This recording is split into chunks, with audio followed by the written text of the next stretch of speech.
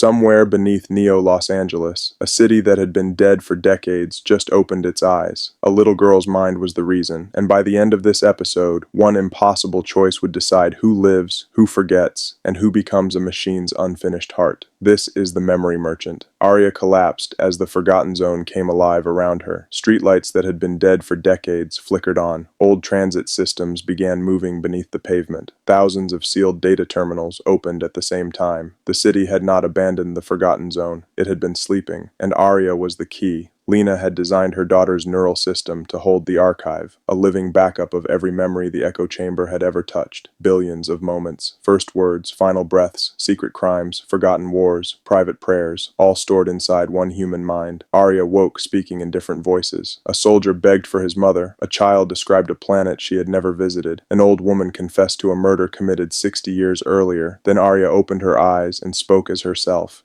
"Get them out of me." I connected my scanner, but the data overwhelmed it. Removing the archive would kill her. Leaving it active would slowly erase her identity beneath the weight of humanity. Milo remembered one possible solution. The echo chamber could separate Aria from the archive. But the chamber had been dismantled. Its pieces were hidden across Neo-Los Angeles inside the same people, carrying my memory fragments. Sera held the emotional core. Milo held the prediction lattice. Aria held the archive, and I carried the command key. We returned to Sera's medical center. Jonah sat beside his mother reading stories from his childhood, hoping one would reach her. Sera still did not know him. But when Aria entered the room, Sera whispered a name. Elijah. She was looking at me. A memory fragment opened between us. Sera was not merely a victim. She had worked at Neurovault under another identity. Her real name was Sera Kade, one of the engineers who helped me sabotage the echo chamber. Jonah was not her biological son. He was a memory construct, a child whose entire identity had been assembled from the erased children of Neurovault test subjects. Yet Sera had raised him for 8 years. She had loved him. Did the origin of that love make it less real? Sera reached toward Jonah, but stopped inches from his face. "I don't remember you," she said. Jonah nodded, crying. "That's okay. I remember enough for both of us." The emotional shock restored one fragment. A bedtime song Sera had sung hundreds of times. The melody unlocked the echo chamber's emotional core. Neurovault security surrounded the hospital. Their leader entered alone, Director Solomon Vey, the public face of Neurovault, my former mentor. Vey did not threaten us. He apologized. He said the echo chamber had prevented 3 global wars, stopped mass uprisings, and erased traumatic events that would have destroyed entire populations. "You call it control," he said. "I call it mercy." He offered to restore Sera's memories, cure Aria, and return my past. All I had to do was surrender Milo. "Why him?" I asked. "Because he does not remember the future," Vey said. "He creates it." Milo stepped backward. Every prediction he had made had not been a memory. It had been an instruction sent through the echo chamber, shaping probability around him. The boy was not a witness. He was the machine's unfinished heart. Vey extended his hand. "Give me the child, Elijah." Before I could answer, Milo spoke. "I already know what you choose."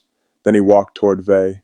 For a moment, no one in that hospital room moved. The machines around Aria kept humming their quiet, mechanical rhythm, the only sound in a room that suddenly felt too small for what was happening inside it. I looked at Sera, who did not yet understand what she had just given back to the world. I looked at Jonah, a boy built from memories that were never meant to be his, holding on to a mother who did not remember loving him but had loved him anyway. I looked at Aria, still trembling under the weight of a billion strangers' lives. And I looked at Milo, a child who had just told me he already knew the ending.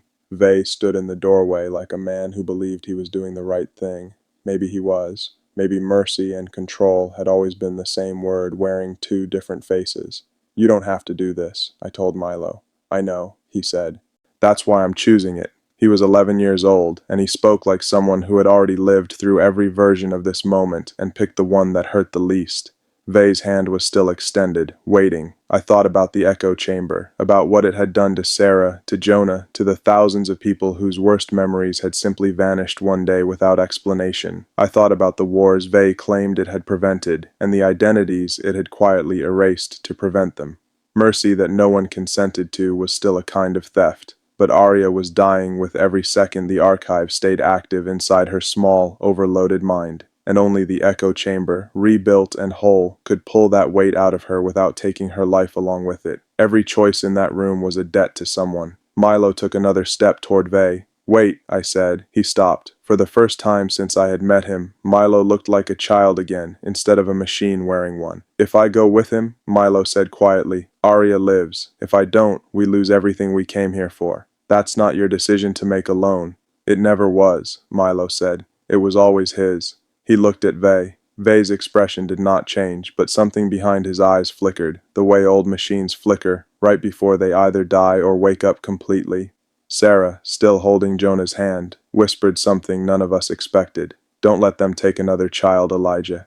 It was the first full sentence she had spoken since her memories began returning. Not a fragment, not a name. A choice, spoken clearly by a woman who had once helped build the very system, now standing in her doorway, asking for another sacrifice.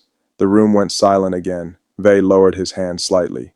"The offer stands," he said, "but it will not stand forever."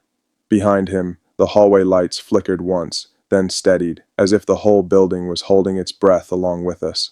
I looked at Aria's monitor. The archive inside her was still spreading, still overriding pieces of who she was meant to become. We were running out of time in a way that machines could measure but people could only feel. Milo turned back to me one last time. "You already know what you're going to choose too," he said. "You just haven't said it out loud yet." He was right. I thought about Lena, Aria's mother, and the choice she had made long before any of us arrived in this room, to hide the archive inside her own daughter rather than let it die with the echo chamber. Maybe she had known this moment would come. Maybe every choice in this story had already been made by someone else, long before the rest of us had the chance to understand what we were choosing between. Vey waited. Milo waited. Sera held Jonah's hand a little tighter, and Aria's monitor kept counting down. A number none of us wanted to watch reach 0. I stepped forward, between Milo and Vey, and finally spoke the words that would decide everything that came next. What Elijah chose in that hospital room would not just decide Milo's fate, it would decide whether the echo chamber ever rose again.